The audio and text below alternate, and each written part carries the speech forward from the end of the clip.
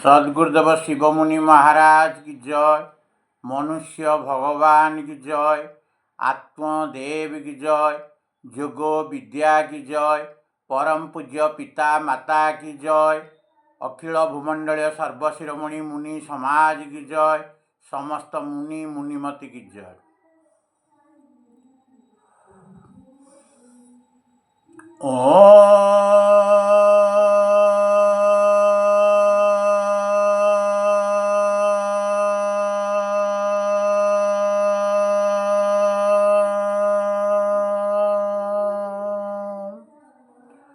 आज यही सत्संगरे मु सर्वप्रथमे आत्मदेव को स्तुति करी आत्मज्ञान विषय किसी कहवाक जाऊँगी। तत्संगे संगे समस्त जनता जनार्दन को मोर सत्प्रेम जयजी। आज आम भगवान माया विषय आलोचना करिबा। भगवान माया कौन? जड़े मनीष सद्गुरु शिवमुनि को कहले से चाकर को जमी रे केवल गहम बुणिया को देइथिले, मात्र चारा उठिबारु सेथिरु अधारू अधिक जर चारा देखागला। से चाकर को यार कारण पचारिबारु चाकर कहिला सबु भगवान माया, जहा हेउ अधे ज होईगला, किंतु सबु ज होई जाइथिले आपण कौन करिथान्ते? भगवान ज को गहम और गहम को ज करि पारंती। भगवान हेउछंती सर्वशक्तिमान अटंती। सद्गुरु कहिले से चाकर पूरा मिछ कथा कहिछि। से चाकर आपण को धोखा देछि।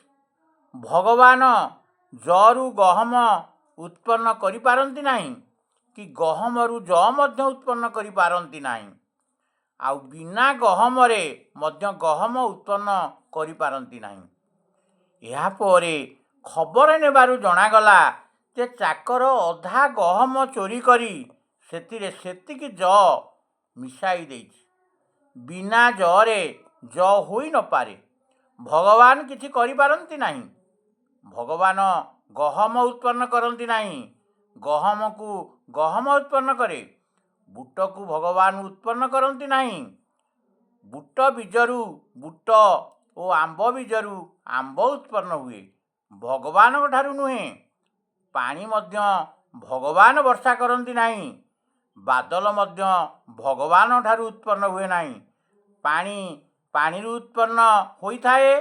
समुद्र जेउ बाष्प उठे ताहा बादल अटे। बाष्प रूपरे रहिले मध्य बादल पानी अटे। एणु बादलरू पानी उत्पन्न हेले मध्य सत कथा हेउछि पानीरू पानी उत्पन्न हुए।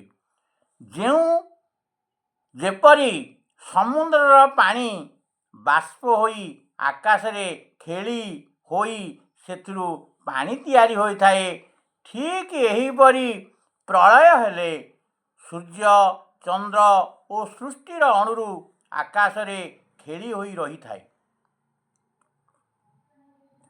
पुणी नियम अनुसार सूर्यर अणुरू सूर्य, चंद्रर अणुरू चंद्र और सृष्टिर अणुरू सृष्टि उत्पन्न होता है। ये सबू भगवान उत्पन्न करती नहीं। सुनार अणुरू सुना होता है। चांदी बा रूपार अणुरू सुना होई न पारे। ये होची आत्मज्ञान कथा। आत्मज्ञान हेले आपणकर अज्ञानता दूर होई केवल आपण सत्य को ग्रहण करिवे। समस्त को मोर सत्प्रेम। जय जीव जय जीव जय जीव।